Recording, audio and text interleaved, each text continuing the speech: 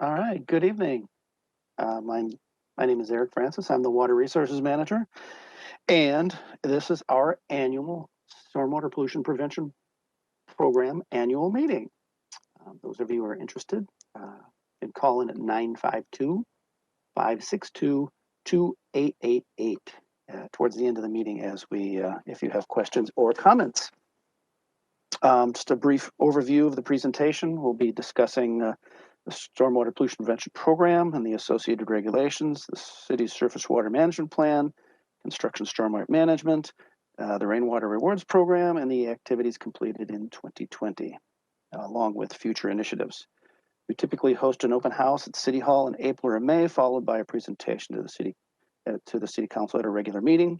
Once the March 30th stay-at-home orders were issued, we rescheduled a meeting to a later date to piggyback on events with larger audiences. We had targeted the Parktacular, which is mid-June, and the Westwood Hills Nature Center grand opening, which was scheduled for mid-September. After both events were canceled, we began planning a virtual meeting supplemented with weekly topics submitted to the city's social media posts. We also had some personal setbacks in October, which delayed preparations for the meeting, got us to December. We did supply the City Council a study session on the status of the annual report, and summaries completed in 2019 at the June 22nd council meeting. So we're just trying to move this along as best we can in the conditions that we have. The purpose of this meeting is to highlight the city's stormwater activities completed for 2020, to outline the initiatives for 2021, and to provide another opportunity for the community to comment on the city's stormwater pollution prevention program. The city's stormwater pollution prevention program is a requirement of the National Pollutant Discharge Elimination System's municipal separate storm sewer system permit that authorizes the Minnesota Pollution Control Agency and outlines the limits of pollutants that can be discharged to the waters of the United States to protect our service waters through the implementation of 6 minimum control measures. This presentation will provide information on a few highlights, initiatives, and public comment period. Residents will be asked to call in at the end of the meeting to ask any questions. Typically, we have, in an in-person meeting, we have more maps and we have the actual documents with us, but those can all be found on the city's website's stormwater page. Next, we'll have Della Shaw-Young from Young Environmental discuss the surface water management plan briefly. Thanks, Eric, and good evening. Again, my name is Della Shaw-Young. I'm the owner and principal hydrologist with Young Environmental Consulting Group. We partnered with the city a couple years ago to update the city surface water management plan, which is the SWMP that you have on there. This is a statutory requirement. Every 10 years, the city has to go through this process, update the plan, and throughout that process, they're looking to do a review of how water resources, its quantity and quality are being managed by the city, within the city, and as it leaves the city. The update is also coordinated with and approved by the water management organizations that are within it. So within St. Louis Park, you all have Minnehaha Creek Watershed District, which has a major component, like as you look at the map that's on the screen, it's the big blob in that bluish gray. And then Bassett Creek Water Management Watershed Management Commission, which is the smaller area in Peak. Next slide, please, Eric. So what's in this plan? What's in the surface water management plan? The plan includes a physical environment inventory. So this is, looking at climate, looking at groundwater resources. What are the public waters you have here, like lakes, wetlands, Minnehaha Creek. And then it looks at the stormwater network. So as you can see on your screen, there's all these lines and things of that nature in there. That's your overall stormwater network that includes pipes and pumps. And then it also looks at existing land use, and then what's planned in the future. And then, kind of looking at it in a way of what are some things we should be thinking about as we move forward. It includes a look at existing or potential water resources issues. Like, for example, one of them that's in there is the erosion control and sedimentation.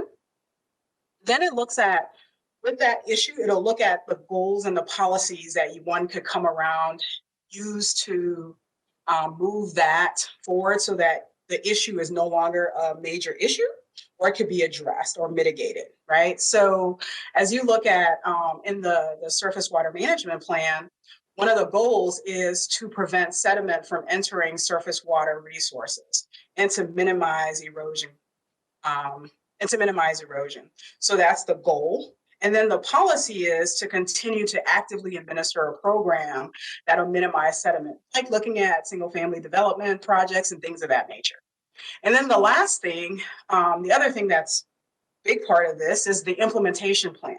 So if you look at the environment, you think about all the issues, you look at goals and policies, the next big thing is implementation, right? How do we actually get the work done? And the city looked at this whole process was saying, here are the highlighted programs and administration and capital projects that can really help us address whatever issue had been identified. Like I mentioned, erosion control and sedimentation.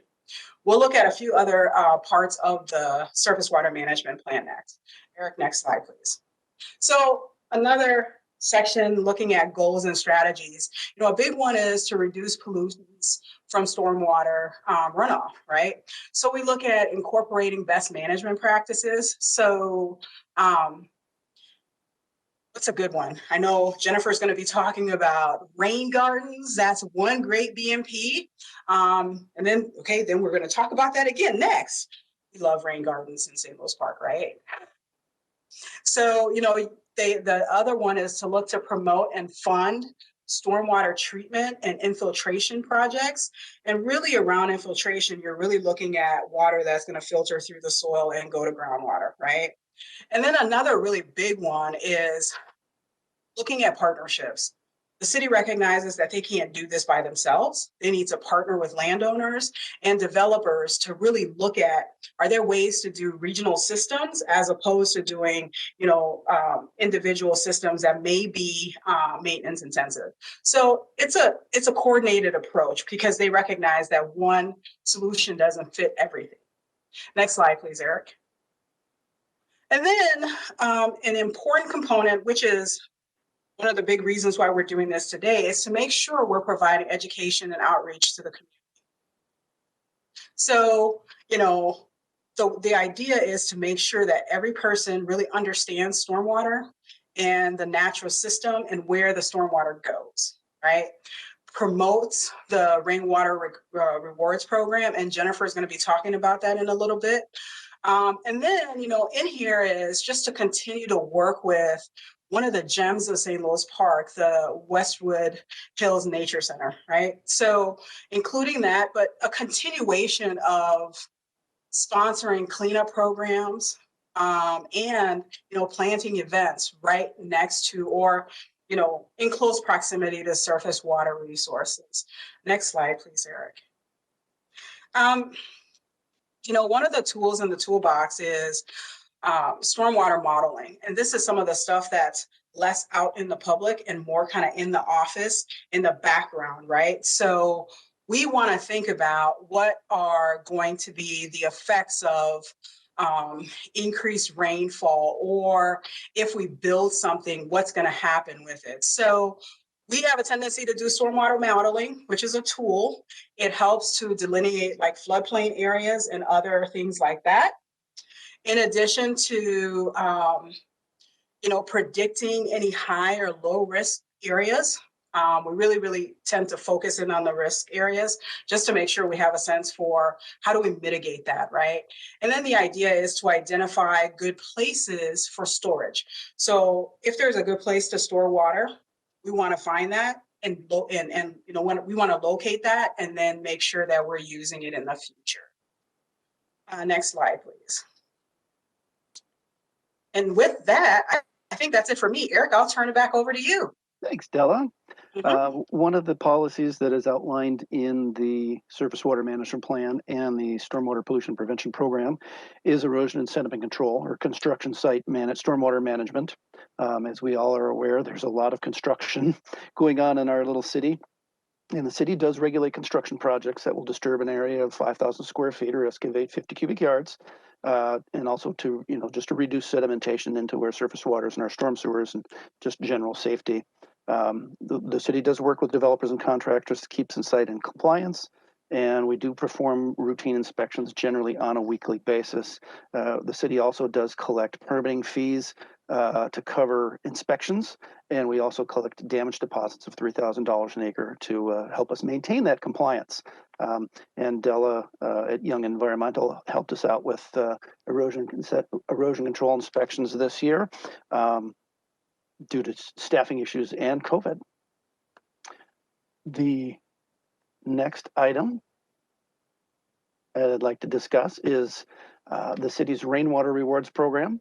The program offers funding and assistance for residents that are interested in doing landscaping projects that will help reduce the volumes of stormwater coming off of their property.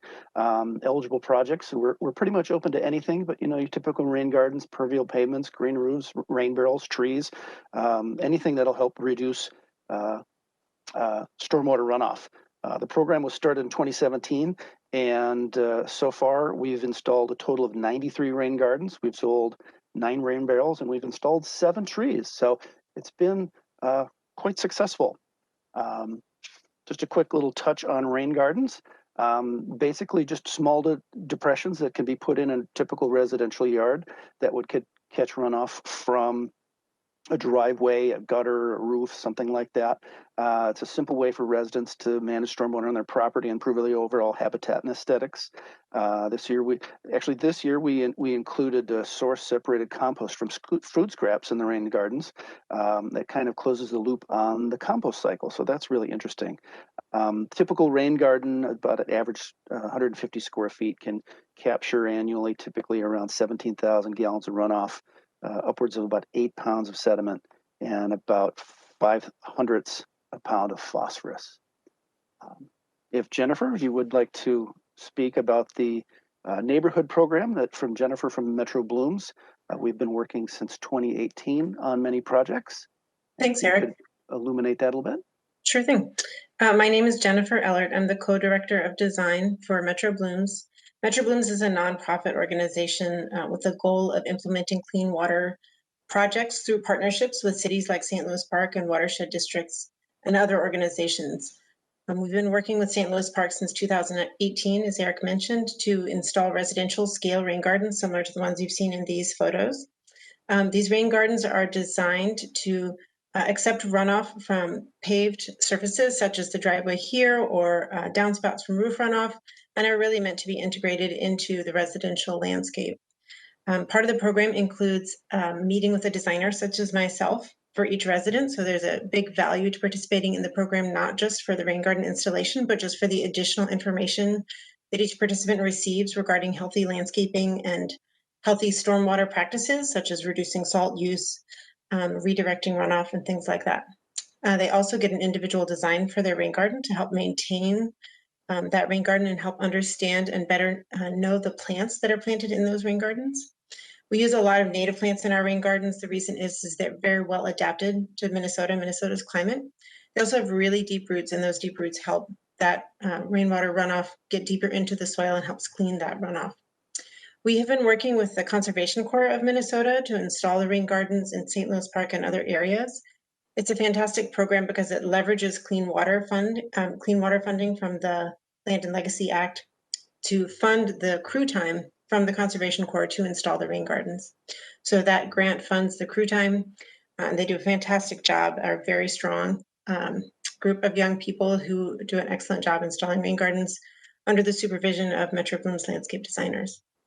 And through the Rainwater Rewards Program, the average cost to residents in St. Louis Park for about 150 square foot rain garden is only $75.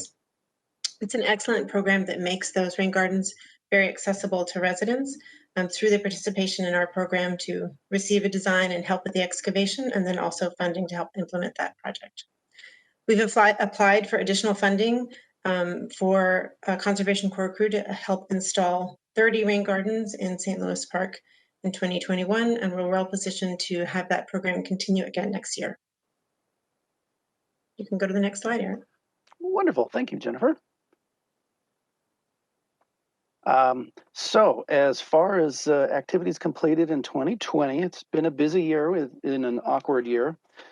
We did install over 39 rain gardens, 34 rain gardens with the assistance of Metro Blooms and the Conservation Corps. We also had 4 rain barrels.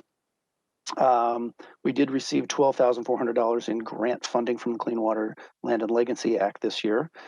We had 144 participants and 255 adopted drains, 399 cleanings with an estimated debris removal of 4,400 pounds. So that's pretty good. We published 7 stormwater articles in the Park Perspectives, the City's Manager's Digest, and the Park Recreation Guide, and the Sun Sailor. We did stormwater education and environmental education at the Westwood Hills Nature Center. The city also received a grant from the Bassett Creek Watershed Management Commission for a water feature at the Nature Center. We collected about $450,000 to install a water feature on the north side of the building that collects runoff from the roof and directs it to a channel that demonstrates the hydraulic cycle to visitors. There's also a new tamarack bog that is installed, so I really recommend going over and checking that out. We maintained stormwater information and regulations on the city's website. We posted 34 social media outreach on stormwater management. We held our annual rain barrel sale where we sold 156 rain barrels at a 50% discount to residents, which came in just under about $50. We hosted 3 Metro Blooms workshops, the Resilient Yards Workshop, the Turf Alternative, and the Healthy Soils Workshop. And we actually had 19 more attendees than we did in 2018. We did a public involvement, excuse me.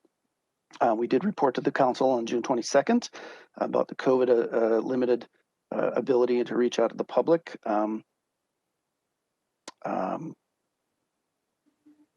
Oops, sorry, getting ahead of myself. We responded to 16 illicit discharges and responded to those discharges with verbal warnings and letters of warning from the illicit discharge. We also implemented comprehensive staff training and distributed information for city staff and residents. We performed 39 plan reviews and issued 39 erosion sediment control permits. We performed 355 site inspections with the help of Young Environmental. We issued 22 notices of violations for noncompliance, including verbal and written warnings. Oops, ahead of myself again.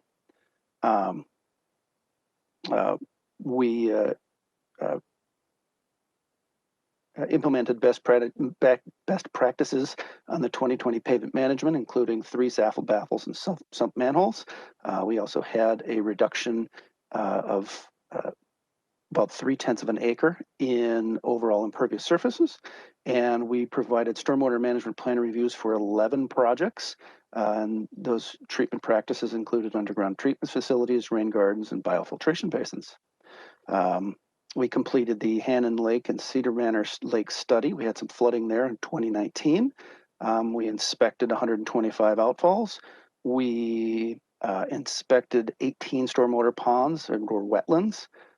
We inspected 25 best management practices and maintained several. We swept the streets twice in the spring and twice in the fall, which is about approximately 1,200 miles of streets and alleys. We partnered with the Minnesota Stormwater Coalition as part of the League of Minnesota Cities and commented on proposed MS4 permits. And we also achieved a level 4 in the Green Step cities, and we're looking to achieve level 5.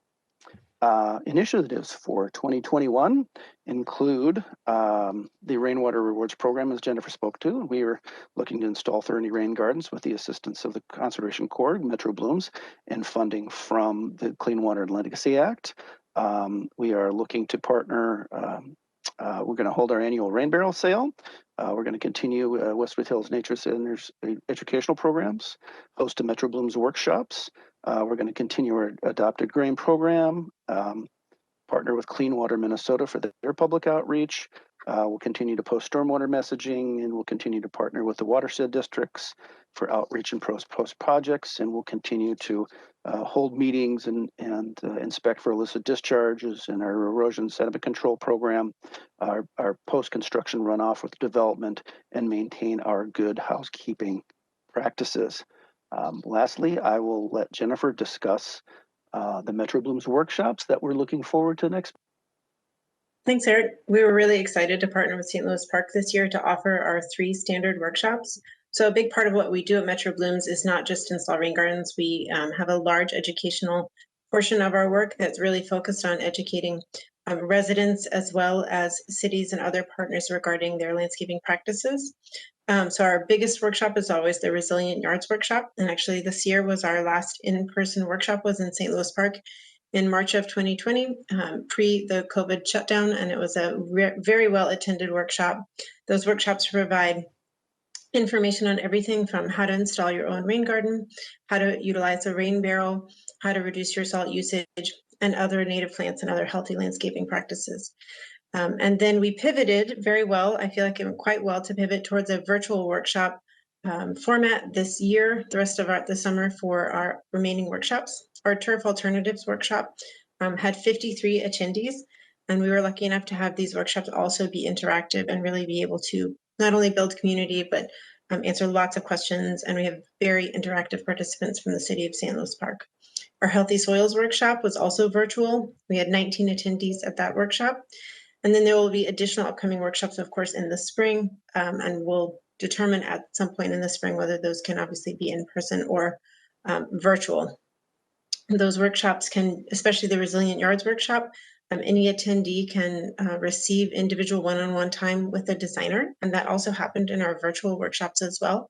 So as we continue into 2021, if those workshops are virtual, we have breakout sessions so every participant can get their individual questions answered. And we're glad to partner with St. Louis Park on providing those educational opportunities for residents. Next slide, Eric. Yes, thank you, Jennifer. They're always a good time, and spring is just, it seems like it's right around the corner. It is. With that, we can open up the public forum, and if residents want to call 952-562-2888, we can take your calls.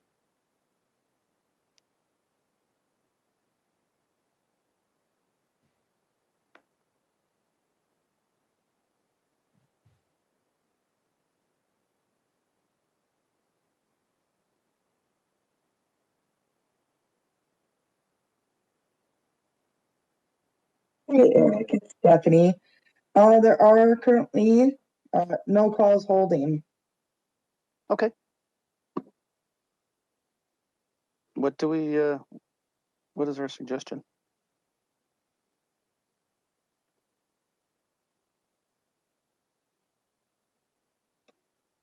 If you guys are done, just go ahead and wrap up, and then we'll finish recording on our side. It's great to see all the work that's being done in St. Louis Park. We've got a lot of really great initiatives there, and it's really fun from our end, not just participating in rainwater rewards, but in seeing the remainder of your projects. So it's really exciting. Thank you. We try to keep busy. It's great. And with partners like Young Environmental and Metro Blooms, just helps out that much more. Excellent.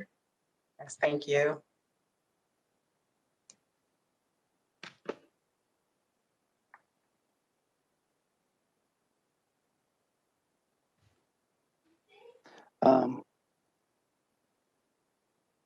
Yeah, I guess if there's no one waiting, we can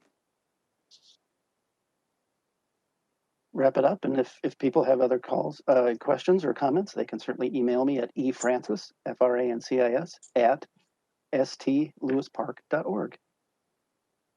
Great. Thanks, everyone. Thank you. Thanks, everyone. Thank Y'all you. have a good night. You too. Bye-bye. Bye. The increased costs and ongoing expenses.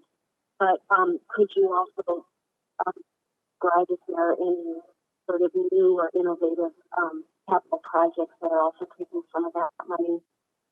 I do think it is a big chunk of money According to my quick calculations, I think it's $1.5 million over 10 years. And then another question I have is, I know our rainwater rewards program is one of our most popular, and it's driven a lot by residents who want rain gardens. And I'm wondering if the water department has ever considered having to be driven by where we have needs in the city for improvements to stormwater runoff. That is, I notice a lot of times when I walk around town and I see these rain gardens, they're great, they're beautiful, they attract pollinators, and I'm thinking about other areas where we have a lot of stormwater problems that could also use some rain gardens that maybe the engineers can see and identify, and wondering about those dollars. Let's see. I wondered if I noticed on the report that the great majority of the reports for what's it called? Illicit discharge are actually identified by residents. And so I wondered if you could just go over so that we can keep an eye out for what exactly an illicit discharge is, and we can encourage residents to report that. And then you mentioned the construction and management of sedimentation that comes off of construction sites, and I don't really understand exactly what the I know you put those things in the storm drains to catch the sediment, but is the construction company responsible for pulling that grate out once in a while and cleaning it, or does that just stay in place for the whole construction project? I just wondered if you could say a little bit more about what comes from the city and what comes from the contractor in terms of that. And then another question that I have is just about our impaired waters, or what you think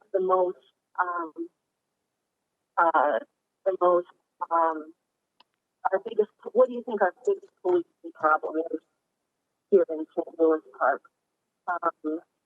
I could easily think of more questions, but I'm curious about what it's going to take to degree step to the next step. And I'm curious about that, what's happening with the Hannon Cedar Manor, what's going on there. I just haven't heard about that, and I'm curious about what, I'm guessing there's some kind of pollution there, or is it being investigated or helped. So, sorry, there's kind of a big list, and I know that you may probably have time to address all of them, but those are my questions. Thanks. Hi, Barb. Good caller.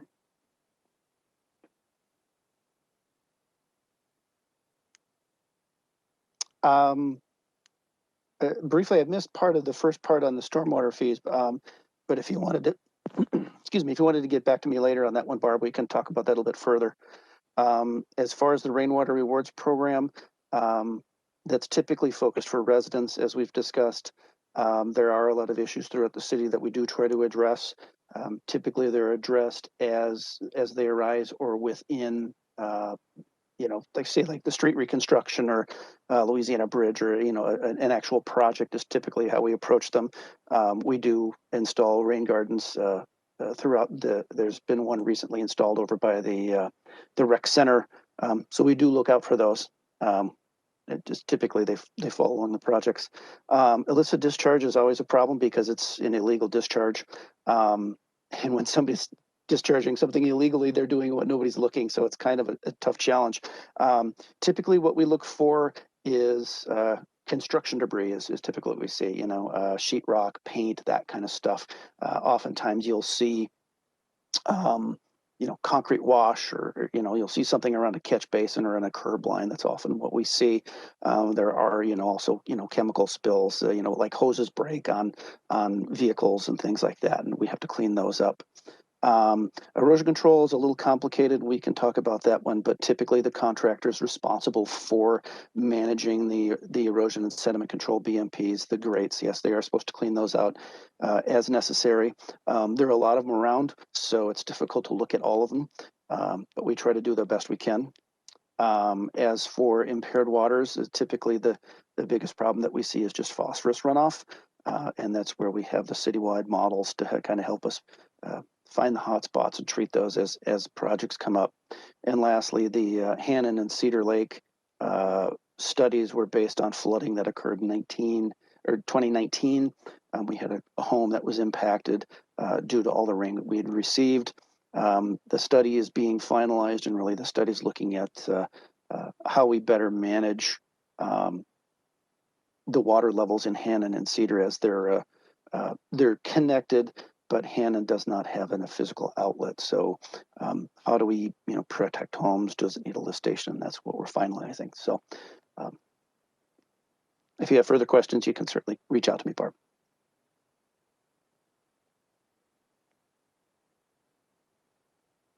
All right, and there are no other calls holding. Okay, wonderful. Well, I think we'll just wrap it up then. All right, sounds good. All right, thanks, Stephanie. I appreciate your help. Thank you, John.